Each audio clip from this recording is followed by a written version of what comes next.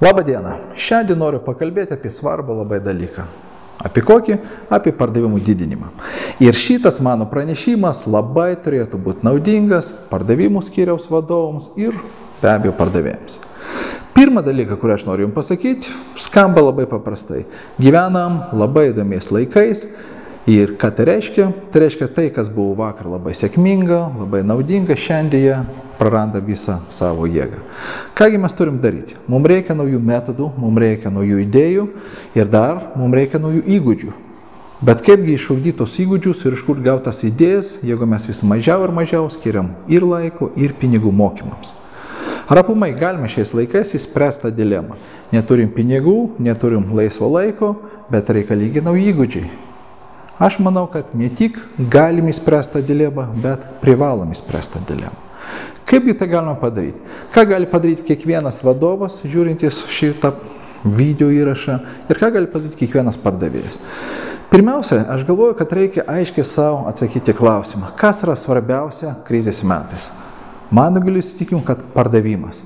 Pardavimo pajėgos yra pačios svarbiausios. Jūs galite karpyti, ką tik tai norit, visus skyrius, visus žmonės atleisti, bet palikit pardavimų skyrių. Kodėl? Todėl, kad nebus pardavimų, nebus ir kraujo, nebus ir pinigų, kuris maitina mūsų visą kraujo apytakos sistemą. Taigi svarbiausias fokusas turi būti į pardavimų skyrių. Bet mes žinom, kad pardavimai, kurie buvo vakar, efektyvūs šiandien nėra tokie efektyvūs. Ką reikia padaryti? Mums reikia pakeisti įgūdžius. O kaip tai padaryti? Pirmas žingsnis, aš galvoju, mes turime atsisakyti tradicinių mokymų. Kodėl? Ogi todėl, kad tradiciniai mokymai dėja, bet jau seniai susimovė ir įrodė savo visišką neefektyvumą. Ką aš turiu omeny? Ar žinote, kad 87% visų mokymų programų baigėsi vienu paprastu dalyku? Mes tiesiog pamirštam tai, apie ką buvo kalbama. Antras dalykas, mes žinom, kad savarankiškai bando tobulinti savo įgūdžius ir taikyti tai, kas sužinojo per mokymus, tik tai 3% pardavėjų. Ką tai reiškia? Kiti tai daro tik esant ypatingom sąlygom, esant pagalbai iš vadovo pusės, esant tam tikrai presui, disciplinai. Taigi, ką tai reiškia? Tai reiškia 87% visų pinigų ir viso laiko skirtų mokymams tiesiog eina pavėjui.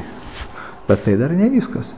Deja, jeigu pasižiūrėti tradicinį mokymą, tai mes žinom, kad per seminarus arba kitokias mokymo programas dažniausiai mes gauname ką? Žinias. Labai gerai, žmogus išeina labiau išsilavinęs, klausimas, ar tai keičia jo elgesį. Mes žinom, kad dėja, bet 97% visų mokymų susiję daugiau su teoriniam žiniom. Ir net jeigu žmogus gauna per seminarą galimybę 1-2 kartus kažką pasitreniruoti, tai dėja nieko bendro neturi su įgūdžių formavimu.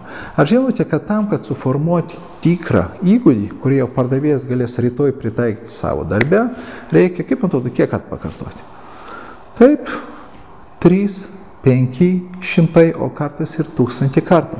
Sakykit man, prašau, kokiam seminare jūs turėjote galimybę tai padaryti? Mes žinom, kad labai dažnai seminaro metu dalyvauja 20 žmonių, daugiau, mažiau.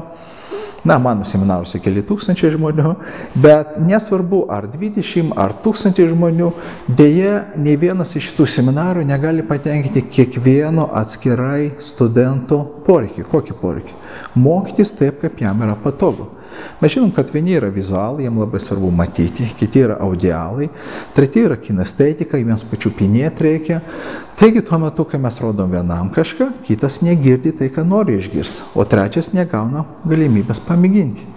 Taigi karavanas eina, mokymai vyksta ir dėja kiekvienas privalo adaptuotis taip, kaip jisai sugeba. Ir galų gale niesgi po to ir nepatikrina, ką tu atsimeni, kaip tu tai taikai.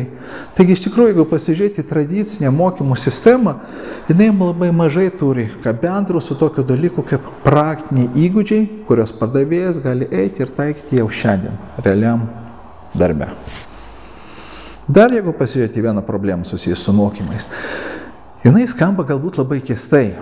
Bet mano giliu įsitikinimu, tai yra pati didžiausia problema. Man teko susidurti per savo praktiką, aš jau 20 metų susitikinėjau su klientais, su pardavimų skyriaus vadovais. Ir kiekvieną kartą klausiau, O ko jūs norite išmokyti savo pardavėjo?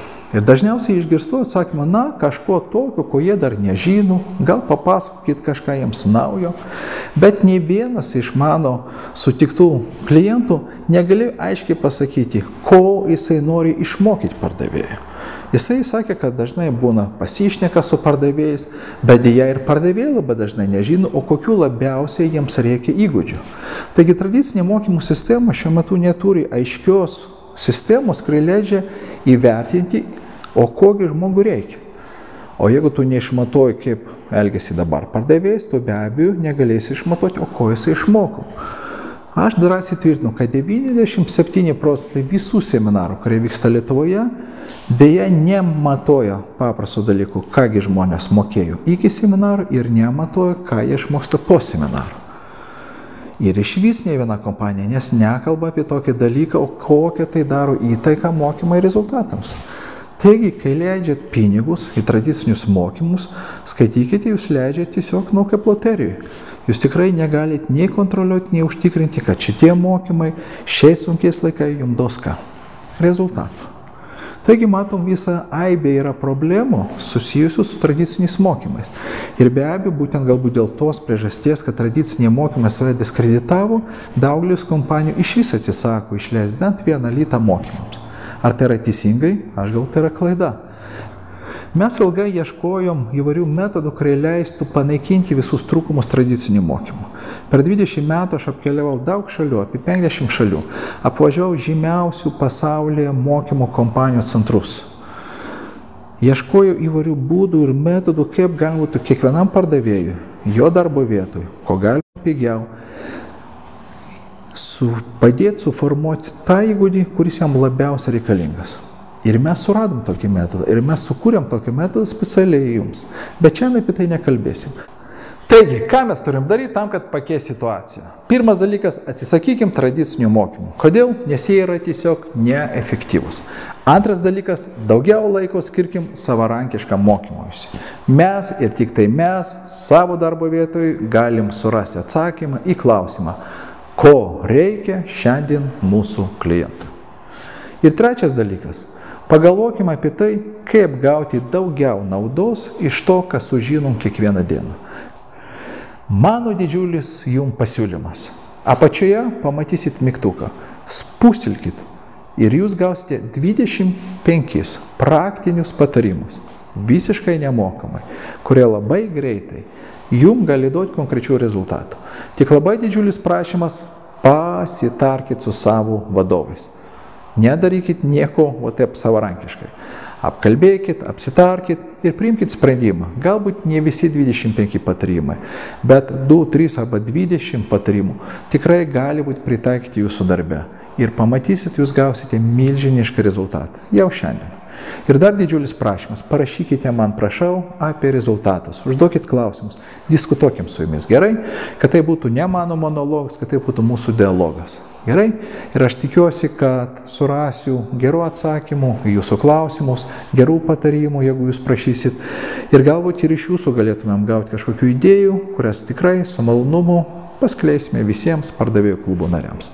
Taigi, iki susitikimo. Tiesa, dar noriu pranešti, kad sekantį kartą pažadu jums ypatingai naudingos informacijos, labai praktiškos, konkrečios, kurią jūs galėsit pritaikyti savo darbe. Taigi, iki susitikimų. Gerų jums pardavimų.